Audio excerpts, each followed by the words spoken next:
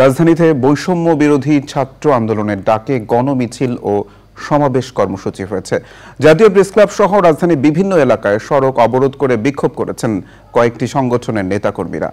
উত্তরা জমজম টাওয়ারের সামনে পুলিশের সাথে সংঘর্ষে আহত হয় 2 পুলিশ সহ কমপক্ষে 20 জন। এনামুল কবির রূপমের রিপোর্ট।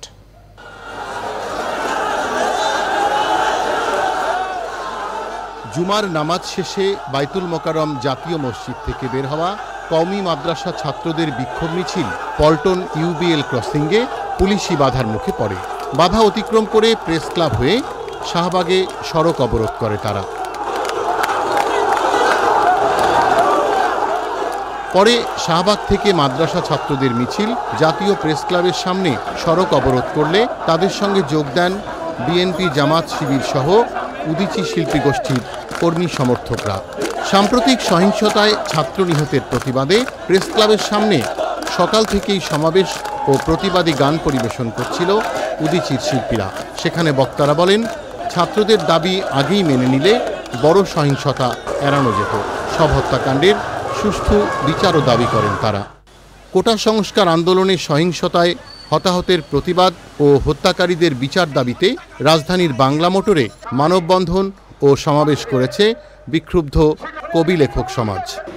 এই দেশের মানুষ যেন আর কোনো রকম হত্যার শিকার না হয়, সকল হত্যার এমন দৃষ্টান্তমূলক শাস্তি চাই যে শাস্তিতে পরবর্তীকালে পরবর্তী কোনো প্রজন্মের কোনো ধারার কোনো অবস্থানের কোনো শক্তি আর হত্যা করতে পারবে না। পুলিশের সতর্ক অবস্থানের মধ্যেই রাজধানীর মিরপুরের কালশী, উত্তরা হাউস বিল্ডিং ও জমজম টাওয়ার এলাকায় পুলিশের সঙ্গে আন্দোলনকারীদের সংঘর্ষ বাধে।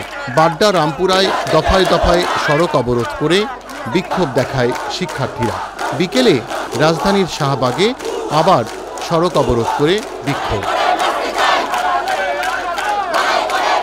কেন্দ্রীয় শহীদ মিনারে সমবেত হয়ে বিক্ষোভ দেখায় ছাত্র ও অভিভাবক সহ বিভিন্ন শ্রেণী পেশার মানুষ।